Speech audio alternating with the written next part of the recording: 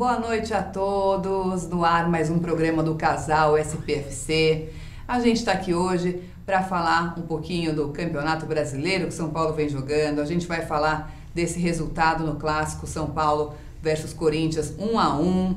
Um resultado difícil, a gente poderia aqui estar comemorando hoje a vitória, porque a gente foi até o estádio, a gente viu tanto que o São Paulo jogou, foi um dos melhores jogos do São Paulo, pelo menos na minha opinião, depois o Gustavo vai dar a dele, uma das melhores partidas do São Paulo, um time jogando em equipe, mas a gente teve a influência negativa da arbitragem, mais uma vez, pelo menos é a nossa opinião, é a minha opinião, a gente estava lá presente, a gente pôde observar um gol legal ali do São Paulo, né? Um segundo gol que o juiz não deixou a gente comemorar essa vitória por 2-0. E a gente vai falar aqui bastante da partida que aconteceu nesse domingo e vai falar também um pouco da expectativa aí para a próxima partida contra o Sport. A gente está recebendo bastante notas, né, sobre os jogadores da partida de ontem. Bastante seguidor está mandando nota para a gente vai comentar também aqui com os nomes, falar o que cada um achou dos jogadores na partida. E vamos começar então, como eu disse, falando, né, meu amor, da partida de ontem contra o Corinthians, essa partida, esse resultado difícil da gente engolir, né? Fato. Primeiramente, uma boa noite a todos e temos que exaltar exatamente como você falou, né? Uma excelente partida do São Paulo, os jogadores, se dedicaram ao máximo. Na minha maneira de entender, as últimas declarações do presidente aí sobre o Rogério Ceni não surtiram efeito nenhum sobre os jogadores ou sobre a torcida, porque nesse momento ninguém se importa mais com os fatores externos. A única coisa que importa são os resultados dentro de campo. E os jogadores mostraram isso mais uma vez e a torcida também mostrou isso mais uma vez. Mais de 60 mil pessoas no Morumbi, quebra de recorde de público total dentro do campeonato. E o time, ele respondeu, o time ele deu para a torcida o espetáculo que a torcida esperava. Talvez eu discorde, né, da declaração do Petros sobre aula de futebol, porque para mim a aula de futebol é quando você tem um resultado tão unânime que o outro time ele não é capaz nem de ter, vamos dizer, se mostrado dentro da partida. E não foi o que aconteceu, né? Assim, claro, o São Paulo foi muito superior ao Corinthians durante os 90 minutos, mas de certa forma não foi uma aula de futebol, né? Porque para mim uma aula de futebol seria um resultado como um 3-0, um 4-0, algo assim. E 1-1, né, que obviamente não foi justo, porque erros de arbitragem aconteceram e favoreceram o rival, mas o São Paulo poderia ter marcado gols em outras oportunidades que o gol não veio. Como, por exemplo, naquela oportunidade com o Hernanes, né, no final do primeiro tempo, que se o jogo vai para o intervalo com 2-0, poderia ser outro jogo no segundo tempo. E na minha maneira de entender também, muitos acharam que não foi pênalti, mas para mim aquele primeiro lance e aquele pênalti mudaria muito o jogo. Então eu entendi que não foi bola na mão. O que eu entendi foi que, assim, o corte que o jogador do Corinthians fez dentro da área para tirar aquela bola não foi força suficiente para a bola sair da área. E você tinha no posicionamento ali o Cueva, que a bola, pela força do corte, bateria no peito do Cueva, e claro, poderia ser gol ou não poderia ser gol, o Cueva poderia errar o chute, mas vamos dizer, a jogada ainda existiria dentro da área, a bola ficaria ali sob a disputa do Cueva e desse cara do Corinthians que botou a mão na bola, para mim. Porque, realmente, como a bola não teria força para sair da área, o jogador do Corinthians colocou a mão na bola e ele sim, na hora que a bola pinga de novo, com a força suficiente, tira a bola da área. Então esse primeiro erro, para mim, foi o que já começou a mudar a partida daí, enquanto ainda estava 0-0. E depois, todas as outras coisas como foram se desenrolando o clássico, o São Paulo poderia ter colocado ou ter mantido um volume no qual começou o jogo maior, que aí sim a gente teria realmente aplicado uma aula de futebol nos caras.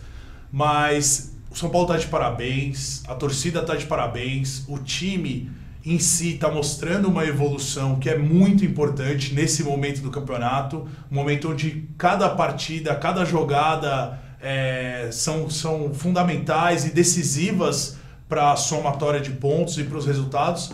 Então a gente pode esperar que esse São Paulo ainda vai trazer muito orgulho e trazer de volta o respeito para nós. Eu acredito muito nesses jogadores, eles estão fazendo por merecer não estar nessa situação, e eu tenho certeza também, acredito que essa fé que a torcida está colocando, vai dar um resultado bom para nós, não só de estar fora da zona do rebaixamento, mas como nas últimas rodadas ainda buscar, quem sabe, uma classificação para a Sul-Americana ou até mesmo Libertadores, se esse G6 virar G9. O que você acha sobre um pouco disso que eu falei agora? Eu concordo com praticamente tudo que você falou, né? Com tudo que você falou.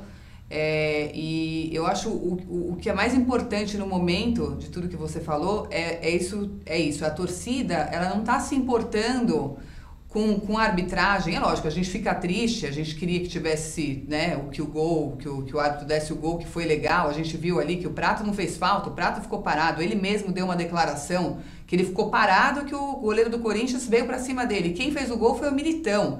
Então, assim, gente, a gente filmou o gol, daqui a pouco a gente vai mostrar na matéria. A gente reviu polêmica, falar porque é um jogo com muita polêmica. Para mim não é nem polêmica, quase 100% do que a gente ouviu dos jornalistas comentando depois, todos falaram que foi gol legal. Então, assim, sabe, não foi só o lance do gol. Foi o lance do pênalti no marcado, foi o lance do gol, foi o lance do recuo também que teve. Então, o recuo eu queria comentar, porque muitas pessoas, eu acho ainda no calor do final da partida, falaram, não, mas não foi recuo de bola, porque o Marcos Guilherme estava junto na jogada, eles dividiram a bola e a bola foi parar na mão do Cássio. Não foi nada disso que aconteceu. Você vendo com frieza e com clareza o lance, é claro e visível que o Marcos Guilherme está correndo, tentando chegar na bola, o zagueiro do Corinthians toma a frente, tira o Marcos Guilherme da jogada, na jogada de corpo, com a perna esquerda, e com a perna direita ele faz o movimento do recuo,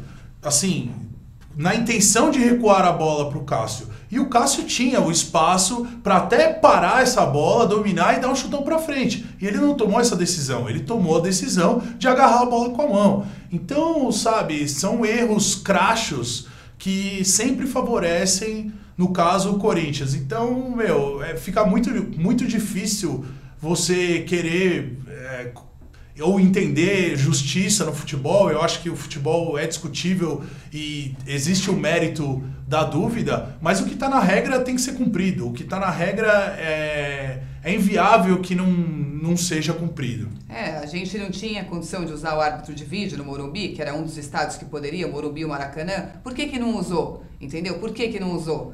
Devia ter usado, porque se tivesse usado, teria sido 2-0 pra gente ali brincando, entendeu? E outra, no gol do Corinthians, o Gustavo ficou frisando isso muito durante o jogo. Foi falta no Júnior Tavares, entendeu? E essa é a nossa opinião, né? É o que a gente... o Júnior Tavares, na minha maneira de entender, já tinha tomado a frente do jogador do Corinthians, estava claramente com a bola controlada, e ele ali com a bola controlada, ele poderia ou tirar ou realmente acompanhar a jogada até a linha de fundo. E enquanto ele estava com a bola controlada, o Rodriguinho vem e faz a carga nele, puxando ele com as duas mãos, claro, na frente do quarto árbitro ali, do juiz de linha ali, que fica ali atrás do gol, e o cara simplesmente não fala nada, não informa nada ao árbitro, entendeu?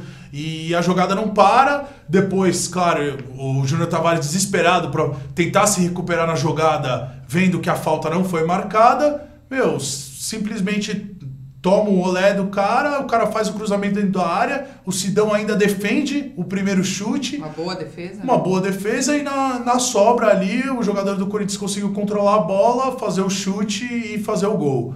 Mas assim, independente do mérito do Corinthians fazer o gol ou não, porque foi visível que o Corinthians jogou por uma bola, né? Eles chegaram 3 vezes ao gol do São Paulo e uma dessas 3 foi o gol, então era o que eles queriam. Mas assim, independente disso, ficou claro durante o jogo todo que o São Paulo teve um volume muito maior.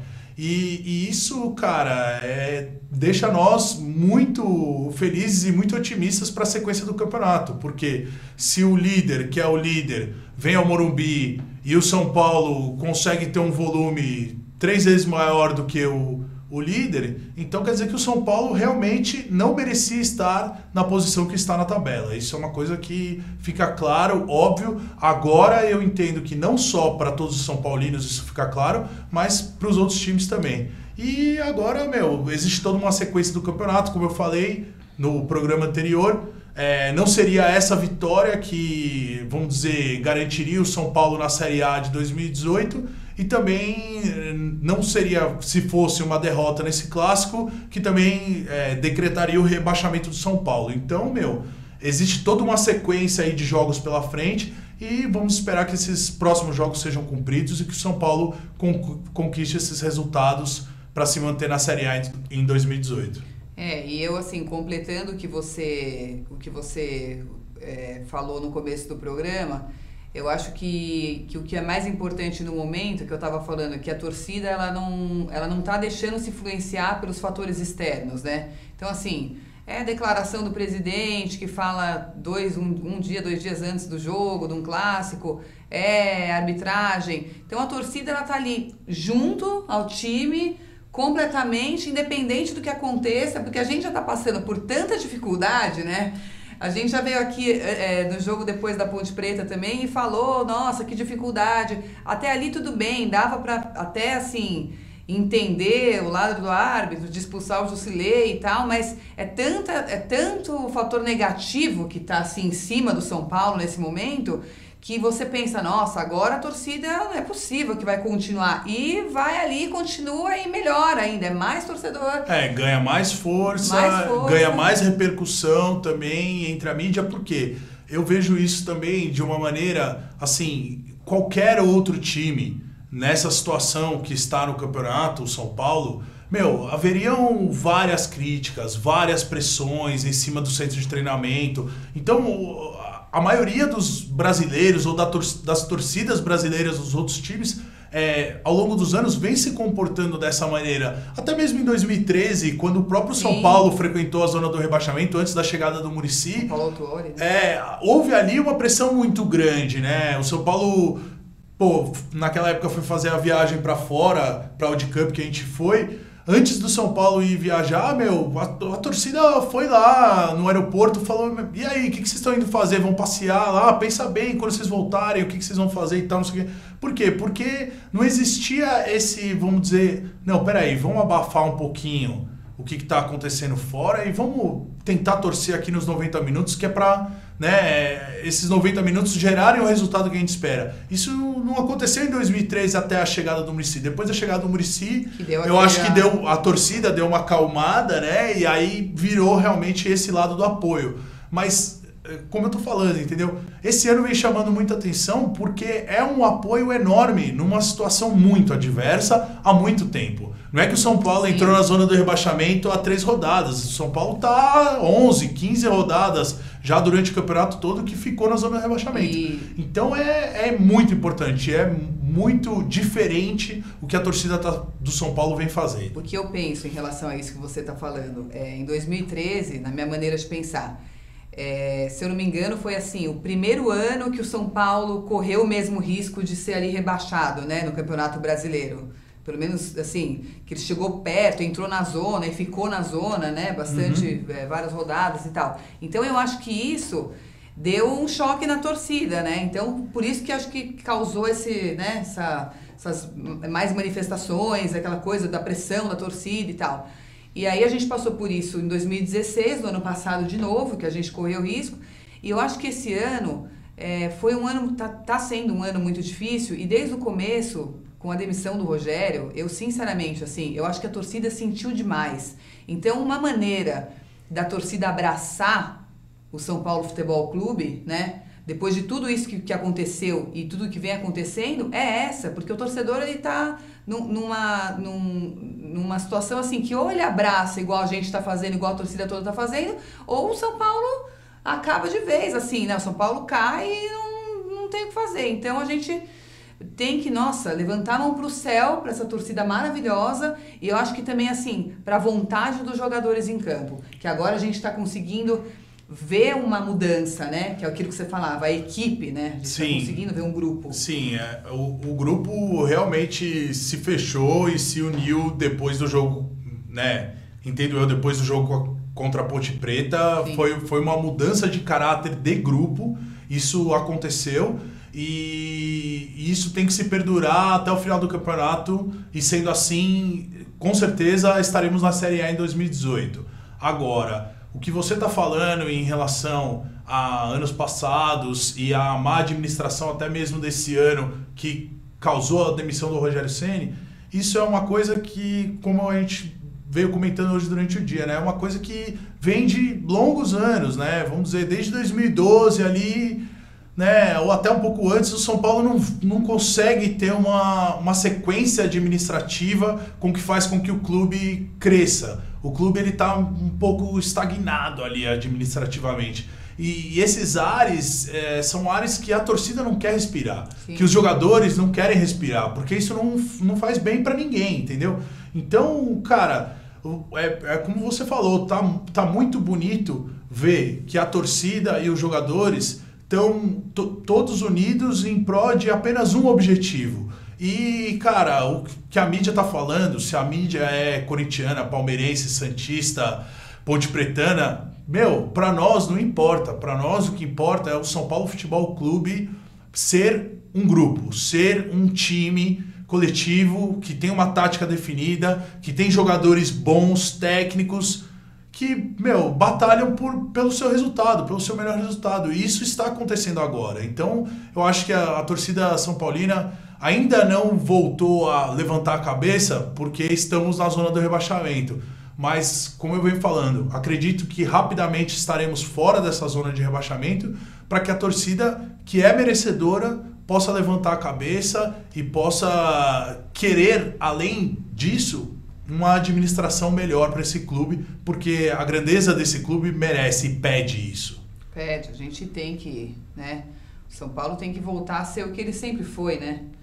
Referência do Brasil. Referência do Brasil, referência como um time grande, gigante, e a gente tem certeza que São Paulo vai voltar a ser. A gente vai agora mostrar a materinha que a gente fez, né, no jogo no Clássico, a materinha, depois a gente volta para comentar um pouquinho sobre o jogo um pouquinho mais. O casal já está aqui dentro do estádio, nesse jogaço que vai ter já. Tamo junto, torcida tricolor, dando nosso apoio aqui, mais um clássico majestoso. São Paulo, gostei da escalação do Dorival, time rápido, querendo ir pra cima dos galinhas.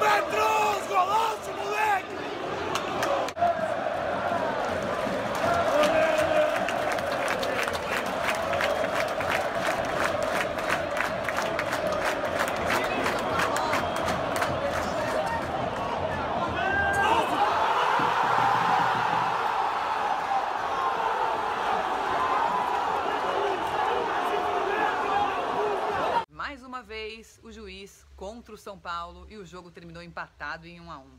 Fica difícil para nós obtermos o resultado positivo quando, o jogo não é apitado de forma imparcial, né? Vocês viram aí, pela partida, cara, aquele lance de recuo de bola, teve bola na mão também, que alguns acreditaram ou entenderam que foi pênalti. Eu acho que o São Paulo foi um pouco prejudicado nessa partida e merecia um resultado melhor. O São Paulo jogou muito melhor, jogou bem. Isso é fato. Por isso, pelo menos, a gente está confiante aí para domingão que vem. A gente, se não sair agora, né, vamos ver como é que vão ser os outros resultados. Vamos torcer aí para ficar fora da zona. Mas se não for agora, domingo que vem, a gente sai dessa situação horrível. Vamos torcer, continuar sempre torcendo pro São Paulo. E entender que agora a gente tem um espírito mais coletivo, a gente tem uma equipe mais aguerrida, realmente querendo sair dessa situação o mais rápido possível e tenho certeza que iremos sair, galera. E essa torcida maravilhosa, né? Mais de 61 mil pessoas no Morumbi. Isso foi fundamental, isso é o que o time precisa, esse é o combustível que falta para esse time para sair dessa situação. É isso aí, o São Paulo vai sair dessa graças aos jogadores que estão afim. E a torcida maravilhosa, é o Clube da Fé. Vamos, São Paulo! Vamos, Tricolor! Valeu! Que festa linda da torcida, né? Vale rever, né, a matéria, ver de novo, pra gente ver a festa que a torcida fez, que mais de 61 mil pessoas na situação que o time tá. É muito bonito de ver, né? Sensacional, como falei anteriormente aqui no programa, é a torcida que tá fazendo essa diferença, colocando combustível aí para esse time, chegar até o final do campeonato, a cada jogo melhor, a cada jogo mais entrosado, cada jogo conseguindo fazer a sua tática se sobressair em cima dos rivais. E eu acredito que esses jogadores, esse técnico, Lugano, que tem esse espírito da raça, aguerrido, cara que nosso ídolo eterno vai ser de São Paulo. Nós não passaremos por essa situação, por essa vergonha de sermos rebaixados esse ano. Eu acredito muito que estaremos na Série A em 2018. Eu também acredito, mesmo porque a gente falou ali no finalzinho da matéria que a gente não sabia, né, que posição que o São Paulo ia terminar. A gente está em 17º, é o primeiro time dentro da zona, mas muito próximo, né, a uma vitória do 10º colocado, do 9º colocado. Então, assim, isso o Rogério falava desde quando o Rogério estava ainda no comando do São Paulo, ele falava, é muito perto, esse ano os times lá embaixo estão muito próximos lá de cima, então assim, a gente vê que é uma vitória contra o Sport. Eu tenho certeza que essa vitória, se o São Paulo vencer o Sport no próximo domingo, a gente vai sair da zona e vamos tentar se manter fora dela. Eu acho que é esse o caminho. O São Paulo já está com um futebol bem melhor, que a gente já veio falando aqui. A gente reparou, né? A gente viu o golaço que o Petros fez ontem, né? Que gol bonito, né? Que ele fez. Nossa. Foi muito legal. Uma jogada, de trabalho de bola no chão, uma troca de passes rápida e um chute que foi totalmente inesperado pelo próprio goleiro aí convocado da seleção brasileira. O cara pegou ele desprevenido. Então, acertou o chute perfeito, colocado, longe do alcance e fez o gol que, nossa, tirou o grito assim da garganta dos torcedores que estavam esperando por isso, porque a maneira como o time está entrosado agora e a maneira como os jogadores pé no chão e entendendo o quanto que o São Paulo precisa dos seus resultados só dele para sair dessa situação, era nisso que ia dar, entendeu? Era óbvio que a gente poderia fazer um jogo superior ao jogo que os caras praticam, porque o futebol é assim, o futebol, quem entende dessa tática e dessa maneira de jogo não prioriza só o resultado, sabe priorizar também o que é o desempenho, o que é a qualidade técnica de chute, inteligência de jogo, e tudo isso os nossos jogadores têm de sobra, tenho certeza absoluta. A gente, falando do jogo ainda, a gente fez uma enquete, né, com as notas dos jogadores, né, com os nossos seguidores, para eles enviarem as notas para a gente comentar no segundo bloco. Então a gente está com muitas notas do time, a gente vai comentar no segundo bloco. Eu queria fazer uma perguntinha para você. O que você achou da escalação ontem? Você tinha comentado que é uma escalação rápida e tal. Você achou que o Dorival foi bem? Então, pelo que eu percebi, o Dorival acertou na escalação. Assim, como eu já vinha frisado aqui em outros programas, 3 meias é o que faz com que esse time tenha um toque de bola envolvente ali no meio-campo. Então ele consegue envolver o adversário nesse toque de bola e ter o timing para encontrar a melhor jogada para o jogador livre conseguir fazer a finalização. Então, na minha maneira de ver, o Dorival acertou a escalação e depois, durante o jogo, não que ele tenha errado as substituições, mas as substituições que ele fez não deram certo, não surtiram o efeito desejado. Então, assim, poderíamos ter tido um resultado melhor se não fossem os erros crassos da arbitragem, mas também poderíamos ter mantido o time até o final do jogo e, quem sabe, surpreender o Corinthians mais vezes, fazendo o segundo, o terceiro gol. Mas o se não existe no futebol, né? Foi o que foi, resultado de 1-1 e temos que torcer agora próximo jogo. E é verdade, você mais do que ninguém vinha falando dos 3 meias. O Gustavo, ele vinha falando até no programa e fora do programa, ele sempre falava, amor, São Paulo tem que jogar com 3 meias, tá? E deu certo ontem, né? Porque fica claro isso, porque o São Paulo tem vários meias de qualidade, como eu já citei, o Tomás, até o Michael Suel, que ele colocou no final do jogo, é um jogador que pode jogar como atacante aberto, como ele colocou na função do Marcos Guilherme, mas ele pode jogar de meia também. Ele é um cara grande, é um cara que sabe proteger a bola, tem bom passe. Então, assim, ele pode usar isso, ele pode explorar isso. Quando ele tirou o Lucas Fernandes ontem, todos esperavam que ele fosse colocar o Maxwell e não o Denilson. Então, eu acho que isso também deu uma... A torcida não ficou meio assim, meio nossa, insegura, que é um pouco insegura de tipo, nossa, o que isso vai dar? Mas, cara, se ele trabalhou com o Denilson, entendeu? E o Denilson realmente é um jogador rápido, é um jogador técnico, eu gosto do futebol do Denilson também, foi uma infelicidade não ter dado certo no Clássico. Mas, como eu falei, bola pra frente, não adianta, porque nenhum dos jogadores vai aguentar todas as partidas com a intensidade que tem o futebol atual, nenhum dos jogadores dos meias vai aguentar até o final do campeonato, sendo só ele o jogador titular em todas, entendeu? Ora vai ter que substituir o Hernanes, ora vai ter que substituir o Cueva, sim, que são, vamos dizer, os 2 maiores destaques do São Paulo no momento, mas, cara, a gente tem outros jogadores, meias, que se tiver 3 meias em campos, a gente consegue continuar envolvendo o adversário, mesmo se forem Lucas Fernandes, Michael Suel e Tomás, entendeu? A gente tem futebol para isso. É isso aí, falou tudo. A escalação. Vamos agora chamar o intervalo para depois a gente falar no segundo bloco sobre as notas? Vamos para o intervalo, a gente já volta.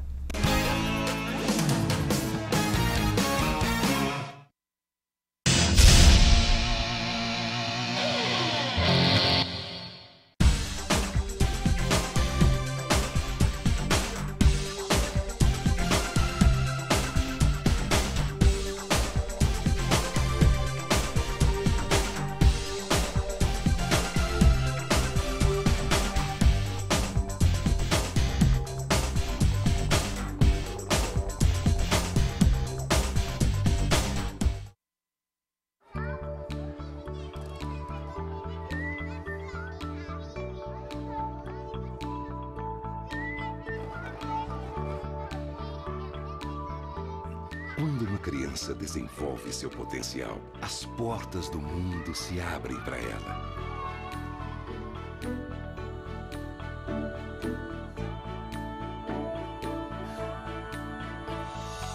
As possibilidades são infinitas e ela começa a construir o mundo em que quer viver.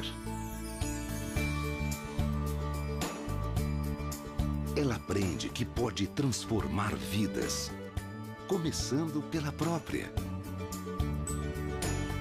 E acreditar que o impossível é possível.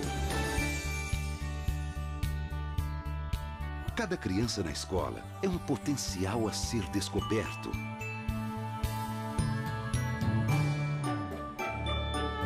Potencial de realizar sonhos. Não importa o tamanho.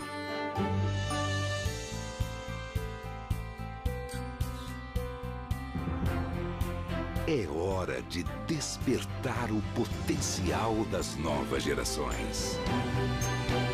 As crianças são o futuro. A educação é o presente.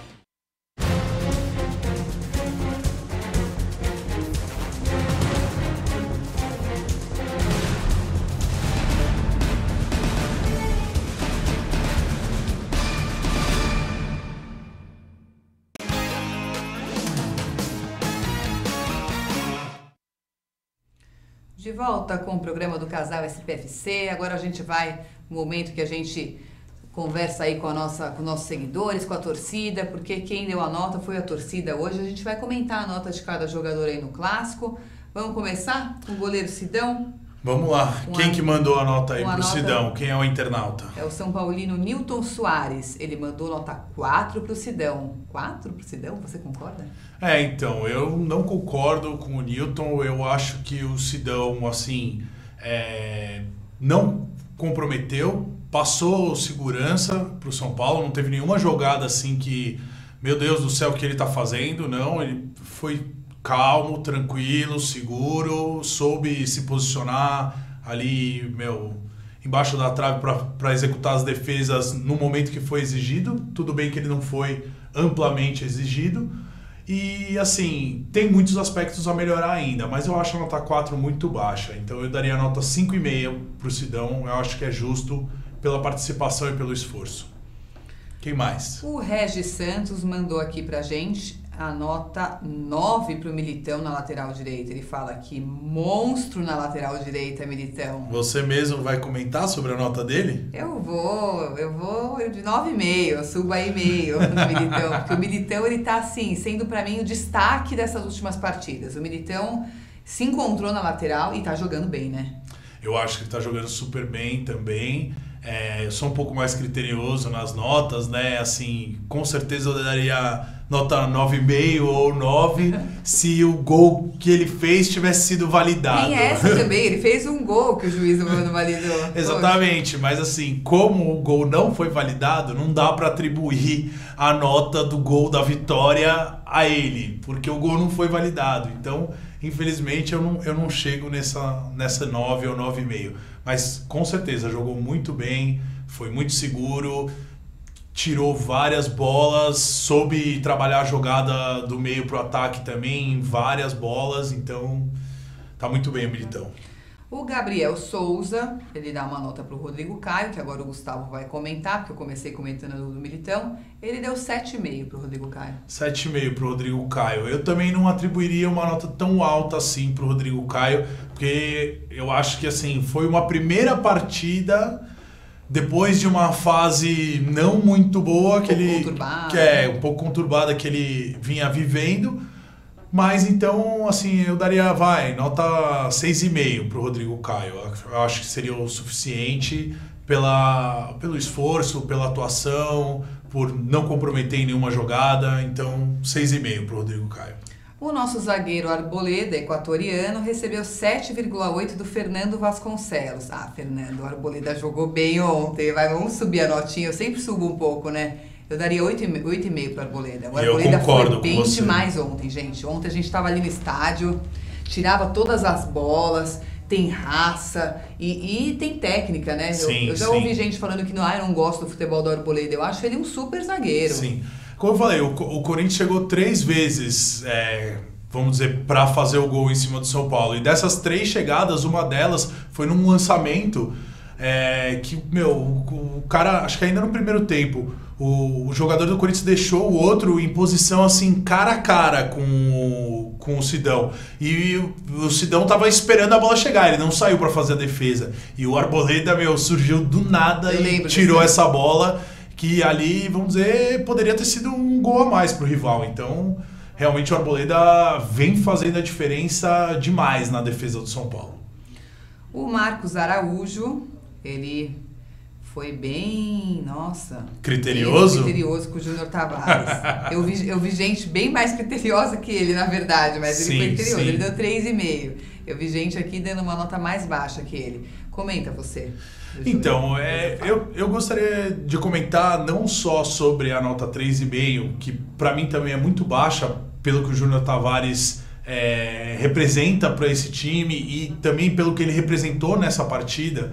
Assim, gostaria de comentar também de uma maneira geral para todo torcedor são paulino, que não dá para você atribuir a derrota de um jogo a apenas um jogador. Isso, meu, pra mim é assim, só se o cara fizer 2 gols contra, entendeu? Porque, cara, é muita coisa em cima de um cara só. E dentro de um esporte coletivo como é o futebol, não dá pra ser assim, nossa, a culpa do São Paulo não ter levado 3 pontos é do Júnior Tavares. Não é, entendeu? Somam-se aí erros da arbitragem, somam-se aí gols perdidos pelo São Paulo, somam-se aí substituições erradas do técnico. Então, várias coisas acontecem dentro de 90 minutos para que você tenha o resultado final da partida.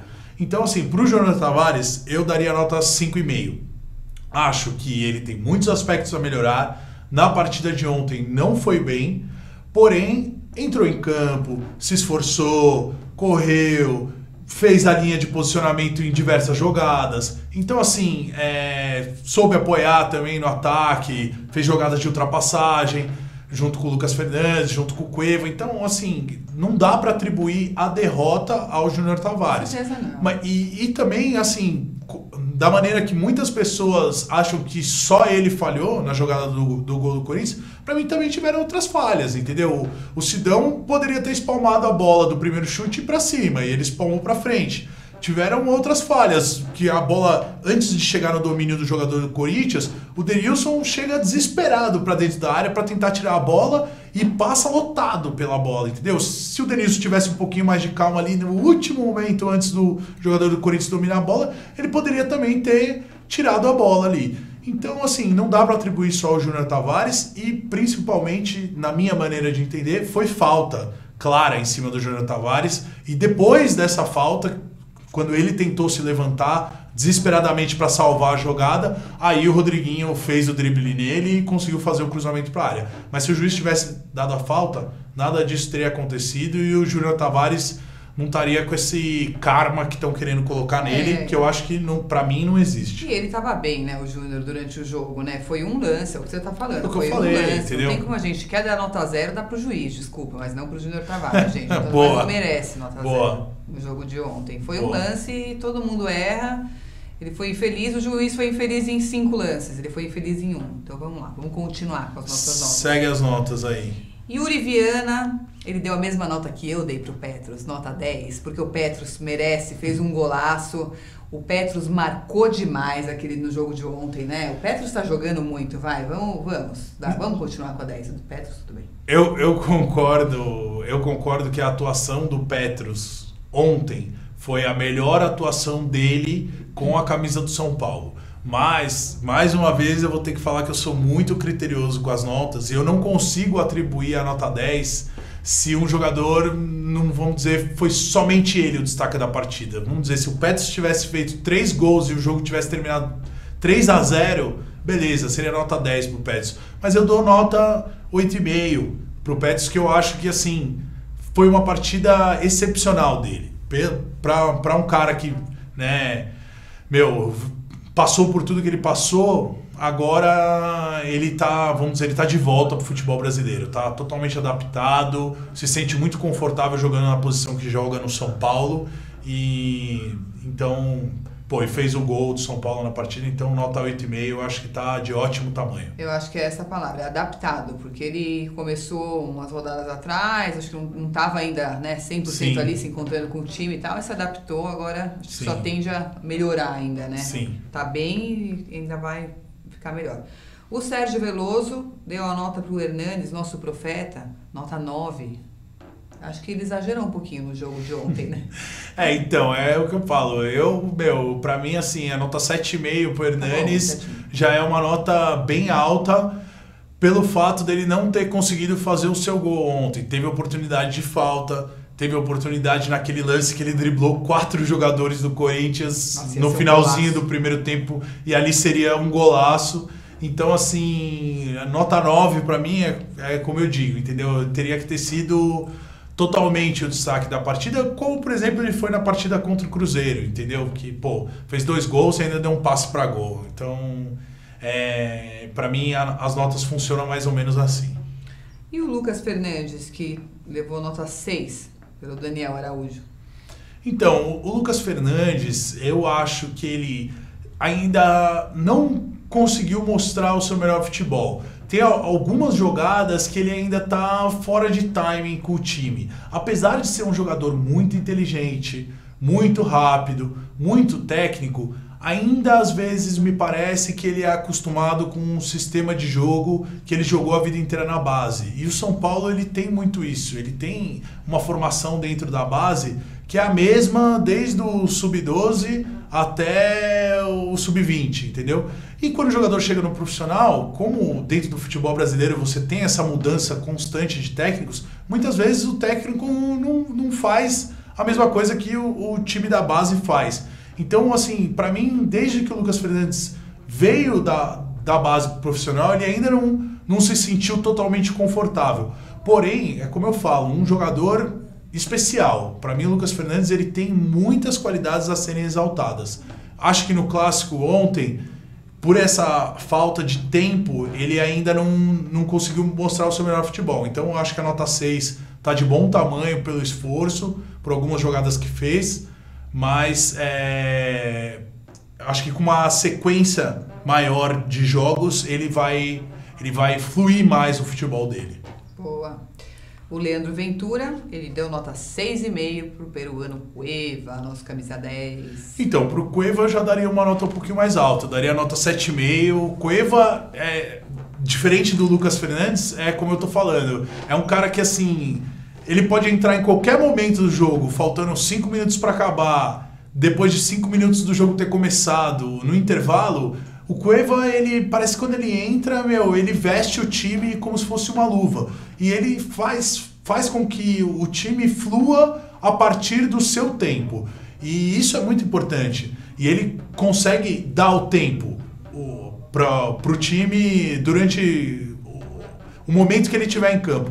Então, pro Cueva eu daria uma nota um pouco mais alta, uma nota 8, que eu acho que ele, faz o São Paulo jogar 30%, 40% mais pro quando time ele tá assim. durante Eu concordo, acho que ele foi bem. o momento que ele estiver em também, campo. acho que Então, depois aí do jogo Cueva, contra o Vitória, né? Ele Sim. tem mostrado que ele voltou acho com tudo que- aí, né? Nessa nova fase que teve aquela conversa com o Rodrigo Caio.